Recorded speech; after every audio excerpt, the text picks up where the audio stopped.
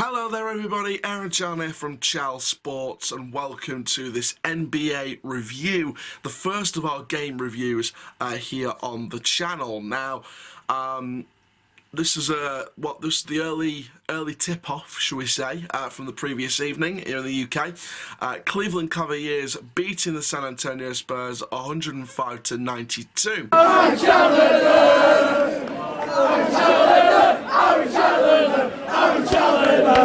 You know, this is obviously the first game on the channel, this is the first game we're reviewing on the channel. Any other early tip-offs we will be reviewing on the channel. Obviously I can't review every single game on every single day. You know, I'll only be reviewing selected games that I can, I can stay up to watch, but you know, because obviously of work, etc., and because of the time difference here in the UK. But, you know, it was nice to watch this game. I thought some of the highlights and the sort of the little breaks and half-times, etc., were, you know, the dancing dads and things like that. So I thought that was quite entertaining, sort of in between. But in terms of the game, I thought the Cavaliers ultimately deserved it. I think they ultimately deserved it. I feel like the Spurs... In the first quarter, the Spurs felt like a proper Greg Popovich team. Obviously, Greg Popovich, we all know Greg Popovich in the NBA, legendary coach, been with the Spurs about 26 seasons.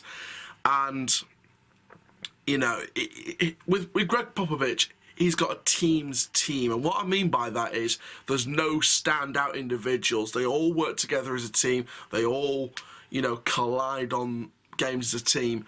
And they all work together rather than as standout individuals. So it's a real team's team, a Greg Popovich team. And I've noticed that over the years. In the first quarter, for me, the San Antonio Spurs felt like a team's team. The Cavaliers starting off slow. A few fans, though, on social media did say that the Cavaliers sometimes usually start slow and then they just pick it up again. The second and third quarters are usually the highlight quarters, shall we say.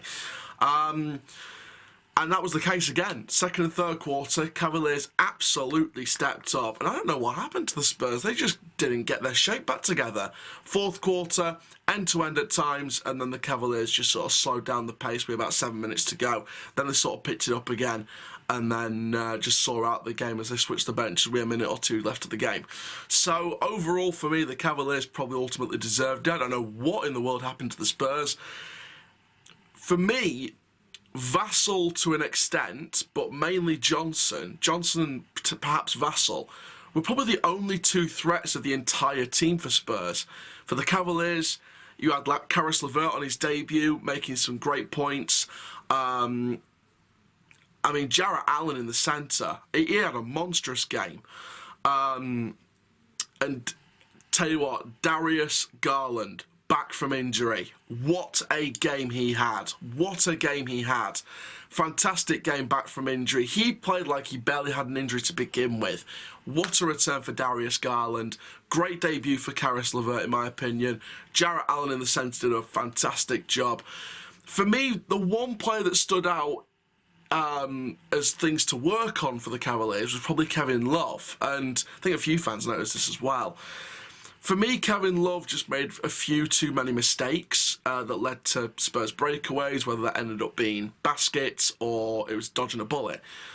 For me, Kevin Love just didn't have that... He didn't really...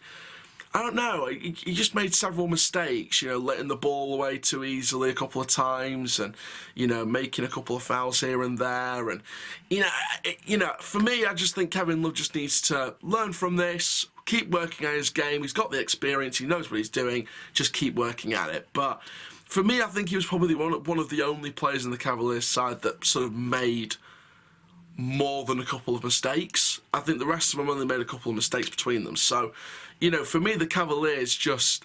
one thing I did notice, though, with the Cavaliers, especially in the first quarter and to an extent the start of the second quarter... Well, not really the start of the second quarter, but mainly the first quarter. And there was one particular moment of this in the first quarter. The Cavaliers were quite slow to track back to defend. I think that when they came on the attack, the Spurs sometimes... And when the Spurs won the ball back as well, sometimes I noticed the Spurs quick breakaways in the first quarter. And the Cavaliers were quite slow to track back. And that will cause a lot of issues for the Cavaliers, especially, you know, no disrespect to the San Antonio Spurs, but they're not going to challenge for the NBA championship this season. I think I probably know that. for me, I just don't think they look like a championship winning team.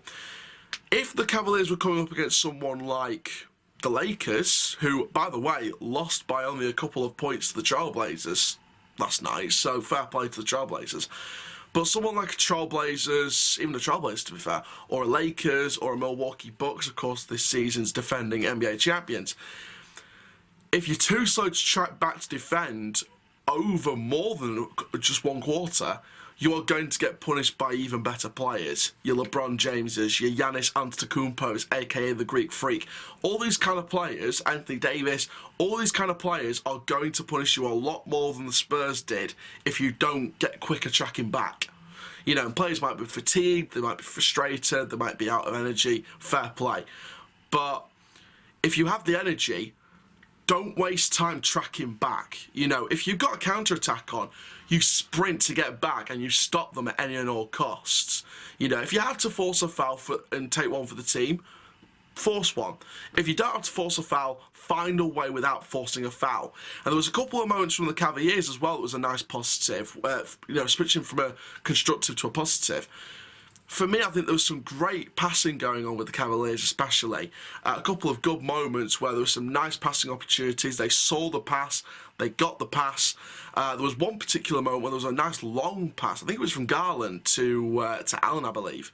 Nice long pass, great, you know, handling of the ball from the long pass, and they go on and make the basket. So for me, the Cavaliers did some pretty cool movements in the passing areas.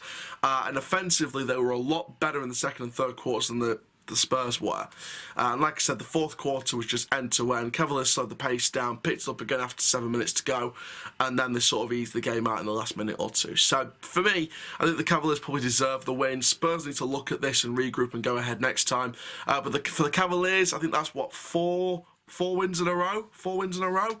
Nice streak for the Cavaliers, and fingers crossed they can use this and go forward again. But that is going to be it for this review, guys. Make sure you do like, comment, subscribe. I'm Aaron Chandler from Charis Sports. Goodbye.